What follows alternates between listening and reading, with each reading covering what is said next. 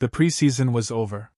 The lights inside Chase Center dimmed down on a Friday night after a narrow 106-103 loss to the Clippers. For Steve Kerr and his Golden State Warriors, the real challenge wasn't behind them, it was right ahead.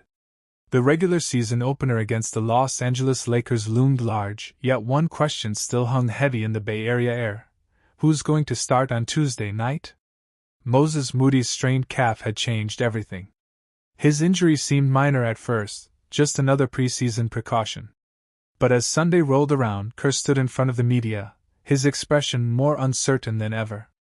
"Moody's out," he confirmed. The words hit like a subtle gut punch. The 22-year-old guard had been one of the bright spots of the preseason, averaging over 14 points, hitting more than half his shots, and sinking threes at an elite clip. His growth was finally aligning with the Warriors' next chapter, a bridge between the dynasty's past and the team's future. Now, that bridge had cracks. Jimmy Butler and Jonathan Kuminga, both battling ankle tweaks, were back in scrimmages. Kerr smiled when he mentioned them, a veteran fighter and a rising star, sharing the floor again, both questionable but expected to suit up for the opener. Yet, with Moody sidelined, Kerr admitted what everyone already sensed: the Warriors still didn't know who their fifth starter would be. Steph Curry and Draymond Green were givens. They always were. Two pillars of an empire that had redefined modern basketball. At Jimmy Butler, the Warrior who joined the Warriors, a player whose mentality mirrored Draymond's fire and Steph's competitive calm. Brandon Podziemski, the young lefty shooter who'd impressed everyone with his poise and basketball IQ, was next in line. That made four. But the fifth? That was the puzzle. Kerr mentioned Al Horford, the seasoned veteran, now 39, who had arrived in Golden State to anchor the defense, share wisdom, and provide stability. He could start, yes, but playing him more than 25 minutes was risky. "We have to think about the rotation," Kerr explained. If Horford started, there would be long stretches on the bench later in games. If he came off the bench, the Warriors might lose early balance. Then there was Kuminga, the athletic, versatile forward whose evolution had been the talk of the league last season. Kerr could go small, play Kuminga at the 4, and push Green back into his familiar role as a small ball 5. That combination had defined the Warriors' most dangerous lineups in years past: chaotic, fast, unpredictable, but deadly. Draymond Green, now entering his 14th season, laughed when asked about it. "If I have to play the 5 again," he said, half joking, "I'm going to ask for a trade." The reporters chuckled, but they all knew what he meant: not frustration, but fatigue. Green had carried the weight of being the undersized center for nearly a decade, outsmarting giants with heart, timing, and instinct. He had become the heartbeat of small ball basketball. But even after all these years, Green's answer was still the same: do whatever it takes to win. "I've teetered with it my whole career," he said. "Sometimes I'm the 4, sometimes the 5. But whatever puts us in the best position to win, that's what I'm going to do." His voice carried both pride and perspective. "Playing the 5 isn't always about size. It's about the size of the heart. And I think mine's as big as anyone's in this league." For Kerr, that selflessness was the foundation of every championship run.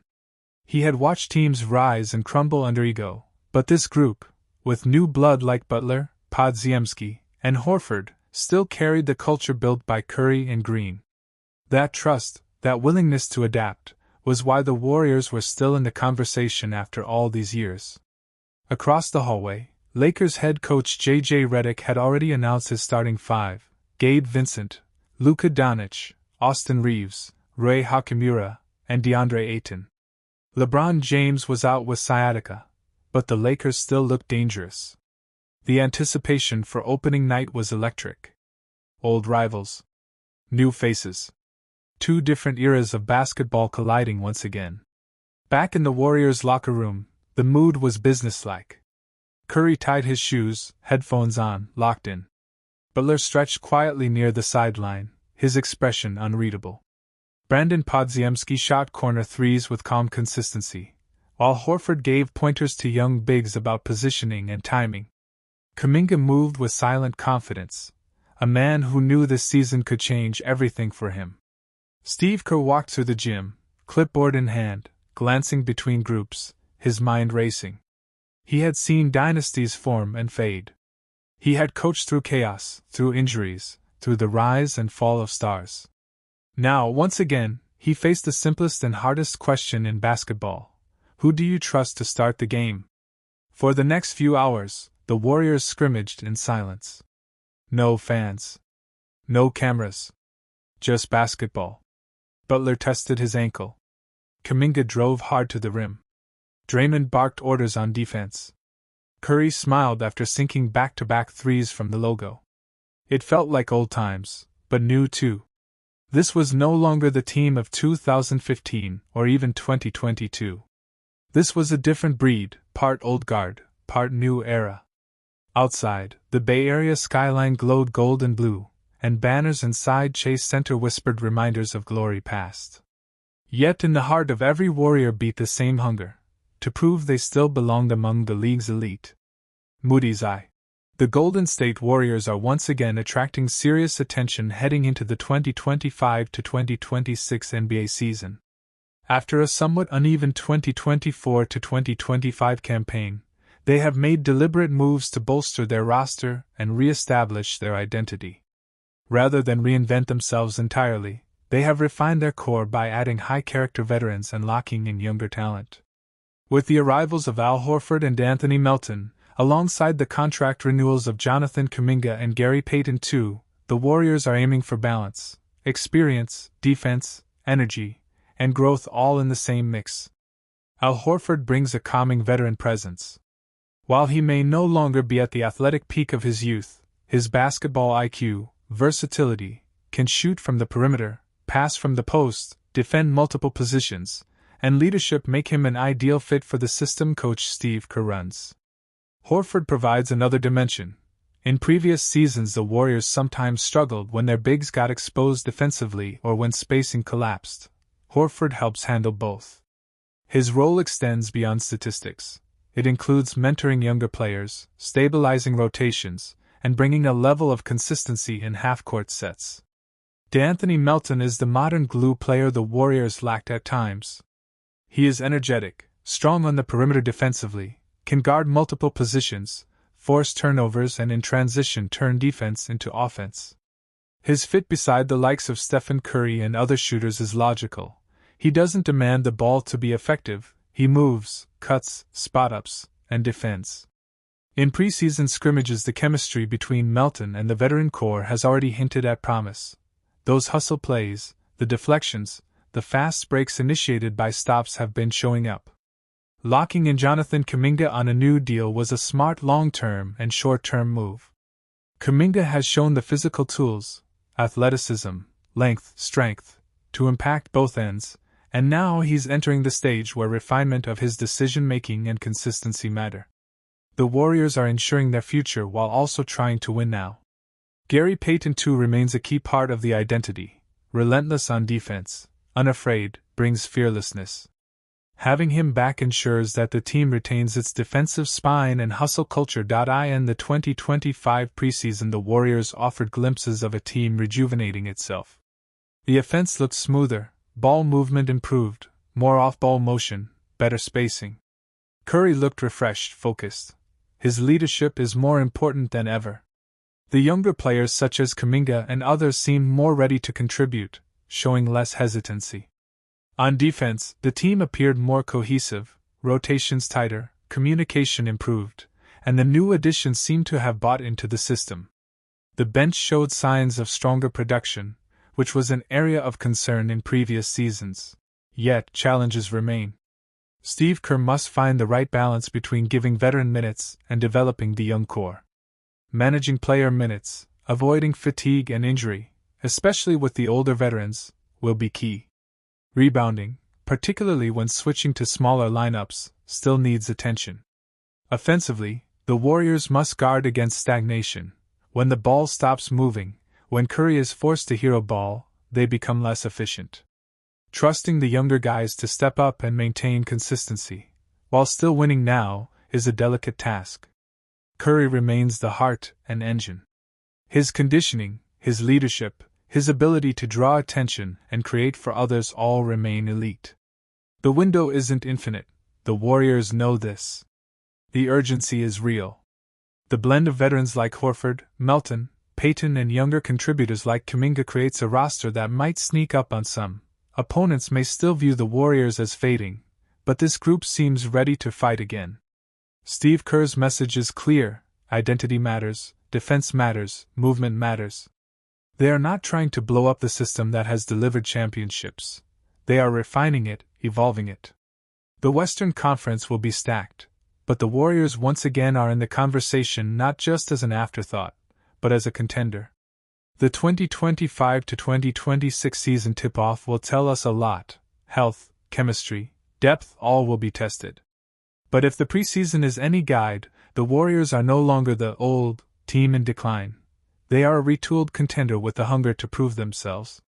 And in the NBA, you never count out a team with championship DNA and a renewed sense of purpose.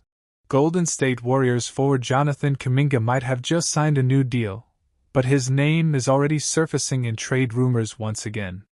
Despite his athleticism and flashes of brilliance, there are still doubts about how well his style fits into Steve Kerr's system. According to a new report, the Warriors could consider moving him in a blockbuster trade that brings in a $112 million rising star. The proposed deal, shared by Nathaniel Holloway of Athlon Sports, suggests Golden State could send Kuminga, Moses Moody, and draft picks to the New Orleans Pelicans in exchange for Trey Murphy III and a reunion with Kevin Looney. Murphy, a smooth-shooting 3-and-D wing, is seen as a perfect complement for the Warriors' offense, a player who can stretch the floor, defend multiple positions, and fit seamlessly alongside veterans like Stephen Curry and Draymond Green. Murphy's numbers last season tell the story. In 53 games, he averaged over 21 points, 5 rebounds, and 3 assists while shooting more than 45% from the field. Now entering the first year of his 4-year, $112 million contract, the 25-year-old looks ready to take another leap. For Golden State, landing Murphy could be both a short-term boost and a long-term investment as the team plans for a future beyond the Curry-Green era. Even with all the trade talk, the Warriors are entering the new season with renewed optimism. The addition of veteran center Al Horford gives them a reliable presence in the paint, someone who brings experience, leadership, and defensive intelligence. As ESPN analyst Tim Legler noted, Horford's impact goes far beyond the box score. His ability to facilitate offense, space the floor, and anchor the defense makes him a natural fit for the Warriors' system. At 39, Horford may not post huge scoring numbers, but his influence on winning is undeniable.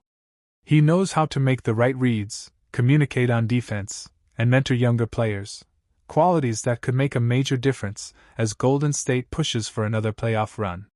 For now, the Warriors aren't in a rush to shake up the roster. The front office wants to see how the current group performs before the February trade deadline.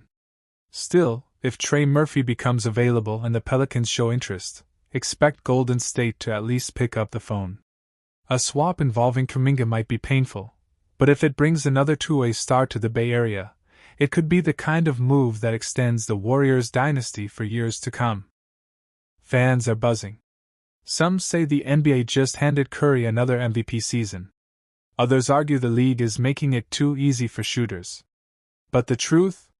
Basketball evolves. And the league is always finding ways to protect its most skilled players, to make the game cleaner, safer, and more spectacular. And when Curry's shooting deep threes without worrying about a slap on the wrist, everyone wins. As the 2025-26 season begins, the Golden State Warriors find themselves at another turning point. They're older, but smarter. Experienced, but still hungry. And now, the rules themselves seem to favor their style of play. Stephen Curry has already changed basketball once. Now, he might do it again. Because when you protect the greatest shooter of all time, you might just unleash another Warriors revolution. The NBA offseason is always full of speculation, but this year, one name keeps popping up in the headlines for the Golden State Warriors: Bam Adebayo of the Miami Heat. Reports from Brett Siegel of Clutch Points suggest that if Adebayo ever requests a trade, the Warriors would be among the top teams interested in acquiring him. Why is Bam so intriguing to Golden State? His skill set mirrors that of Draymond Green but with an added scoring punch. He is a three-time All-Star with a versatile defensive game, capable of guarding multiple positions and anchoring the paint.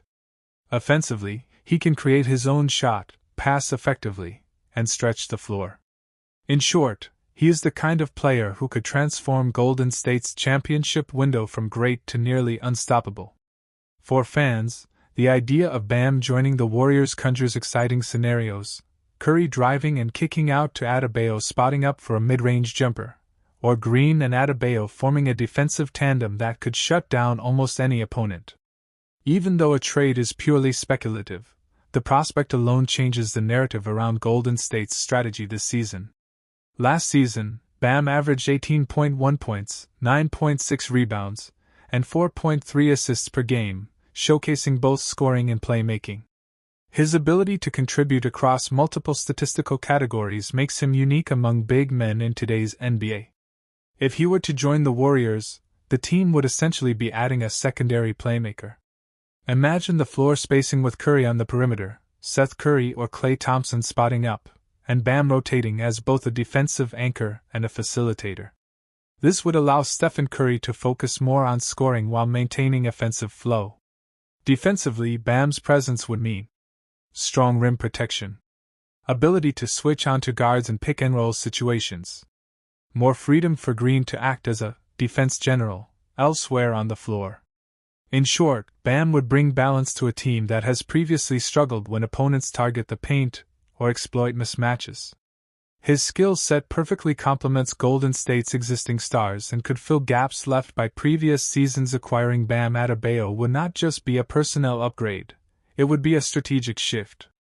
The Warriors would become more versatile defensively, capable of running multiple small ball and traditional lineups, less reliant on Draymond Green to cover every defensive mismatch. From a coaching perspective, Steve Kerr would gain new flexibility. With Bam on the floor, Kerr could